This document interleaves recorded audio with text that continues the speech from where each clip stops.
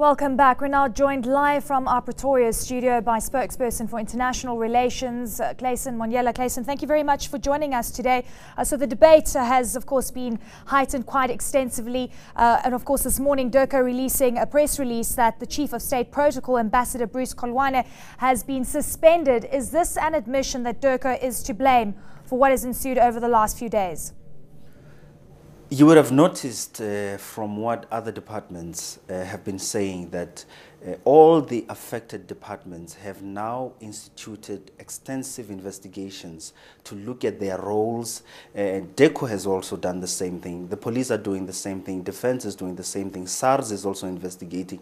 Home Affairs. So DIRCO, on the basis of a preliminary report at our disposal, it's very clear that some officials within DIRCO, as well as within defense, made it possible for the flight clearances to be issued outside consultations with the executive, because there was no approval, there was no instruction from the executive, but officials at some level secured these flight clearances. This is now the subject of an investigation to look at who did what, where and how, and what laws, regulations and policies were flouted, and those people will be dealt with in terms of the law. Having said that, we've also taken a decision through the Minister of International Relations to place the Chief of State Protocol on compulsory leave with immediate effect to allow the process of the investigation to get underway so that we can get to the bottom of this. Well, Bruce, Clayson, with regards to Bruce Koloane, we also know that,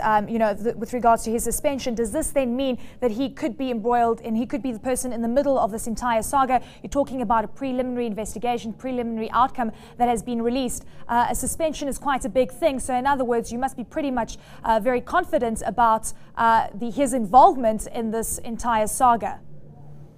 Let's put it this way. We don't know what action the police department is going to take or SAPS is going to take. We don't know what action defense is going to take. We don't know what SARS is going to do or what action they're going to take. But as the Department of International Relations and Cooperation, we're dealing with an employee of the department on the basis of the preliminary report that we have that suggests some level of involvement in this whole thing. We've decided to place him on compulsory leave with immediate effect to allow the investigation to be done so that we can get to the bottom of this thing and answer the questions that are lingering. Who did what, where and how, and what was the level of involvement of the department through these officials? Because the important thing that we want to emphasize is that there was no executive authority, no instruction in this whole thing. So it leaves it at the level of officials, and that's why we've taken the action we've taken, so that the investigation can get underway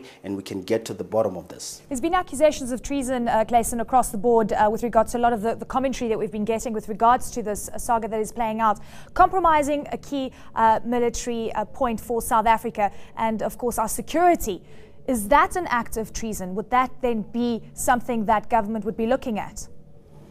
Look, I'm sure the other state agencies will be looking at all possible laws and regulations that have been flouted. For our part, this is the action we've taken. But it's also important to emphasize and to assure and reassure South Africans that that plane landed at that military facility after the necessary flight clearances were secured. So the people at the military airbase, Waterkloof, were not taken by surprise when the plane landed. They knew because the clearance was provided. So it's not like it landed there, nobody knew, and there was no reaction. People knew that it was going to land because the necessary flight clearances were secured. The question, however, is the circumstances under which this flight clearance was secured, and that's why the Chief of State Protocol has been placed on compulsory leave so that we can investigate who did what, who played which role, and those people will be dealt with in terms of the law, looking at the regulation, laws and policies that have been flouted. What responsibility would the minister then take, given the fact that the Chief of State Protocol falls under DIRCO? Say that again? With regards to the responsibility that the minister would be taking with regards to this saga, and I say this in the light of the fact that the Chief of State Protocol falls under the auspices of DIRCO. You're forgetting an important point that I've made.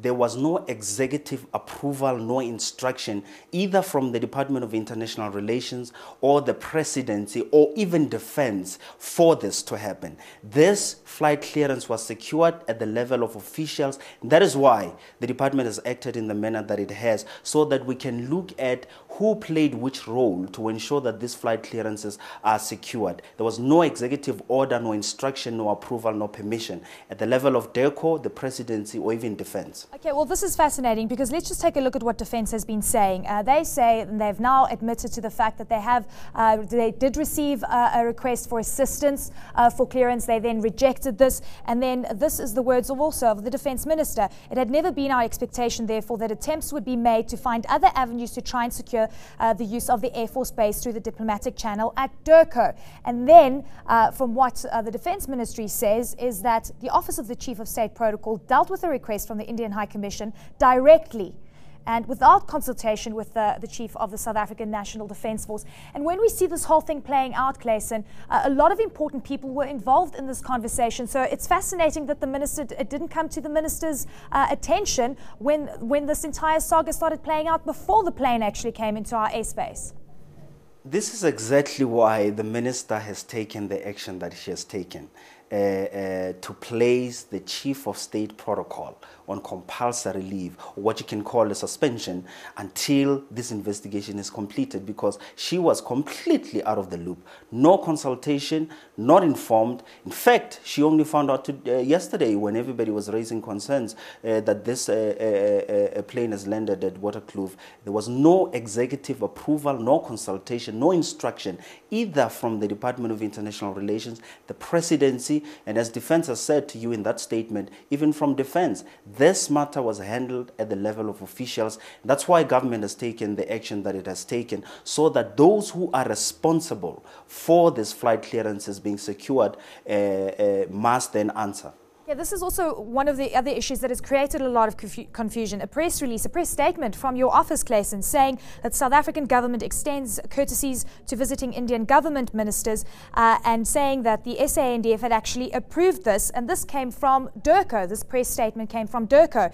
And it seems that then confusion has been coming to the fore, because now the South African National Defence Force, or the Defence Ministry, is saying that DIRCO is the one that actually put the approval through. And initially on the 30th of April, we saw a very different press statement, and that coming through from DIRCO pointing fingers at the Defence Ministry. How can you explain that? Yeah, there's no confusion. This thing is very simple.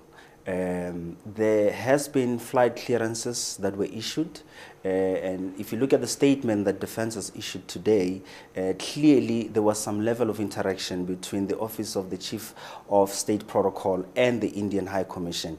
Here's the thing. When visiting foreign dignitaries come to South Africa, there are courtesies that we extend to them in terms of the Vienna Convention. It's a normal thing that happens, a normal thing that's done. Even South Africa, when we visit overseas, there are courtesies that we get from the host countries. So this is done as a matter of practice. But in this particular instance, we're talking about a civilian aircraft that somehow got flight clearance to land at a military facility without the approval of the executive. This is what we are going to be investigating, so that we can know who did what, who played which role. Okay, so we heard from the Minister in the Presidency, Collins Jabane, a short while ago, saying that visas were applied for, normal protocol was followed there, but he couldn't confirm whether dignitaries were actually on the plane. Could you confirm this for us?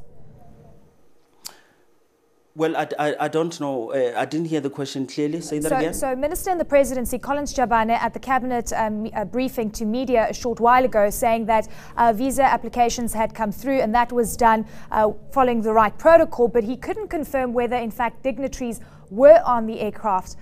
Can you confirm this for us? Well, I'm aware that Home Affairs has confirmed that all the people that arrived at the Waterkloof Air Base had visas, and they had applied for those visas through our High Commission in New Delhi, in India.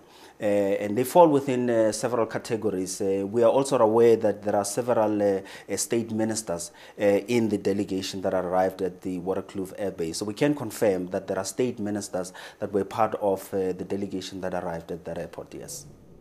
Okay, so with regards to responsibility going forward, Clayson, and when we do get all the details to find out who exactly is behind this matter, what recourse is going to be taken? Well, one of the actions that government has already taken is that the Chief of State Protocol, as we speak, has been placed on compulsory leave so that the investigation can get underway in earnest, and then we can get to the bottom of this. We can't obviously preempt the outcome of the investigation, but what we have said is that those who will be found to have flouted any law, any regulation, any policy of government will be dealt with in terms of the law, because this situation is a matter that we definitely take very seriously as government. Absolutely. News that moves. enca.com.